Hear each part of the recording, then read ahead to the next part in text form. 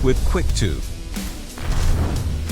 Building codes typically require the use of concrete footings for building decks and other permanent structures, so you should always consult your local building department for their specific requirements before you build. Regardless of those details, QUIKRETE QUIK-TUBE Forms are a great way to build new concrete footings. They're available in 4-foot lengths and come in diameters of 8, 10, and 12 inches.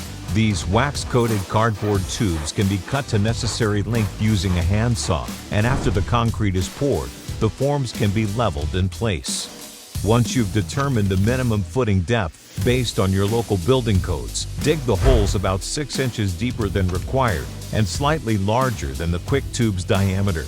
Next, fill the bottom 6 inches of the hole with QUIKRETE All-Purpose Gravel and compact it with a 2x4 or tamp. Now, measure, mark, and cut the QUIKTUBE for the hole depth before you insert it into the hole. Once inserted, the uncut end should be facing up. Next, level the form and backfill around it to keep it in position. Decks and other permanent structures require footings made from a structural strength concrete mix, so QUIKRETE 5000 is recommended for these applications because of its heavy-duty 5000 psi strength. As you add the concrete mix to the form, you should consolidate it with a piece of rebar or a shovel handle to eliminate voids and air pockets. Continue until the form is slightly overfilled, then consolidate and level the surface.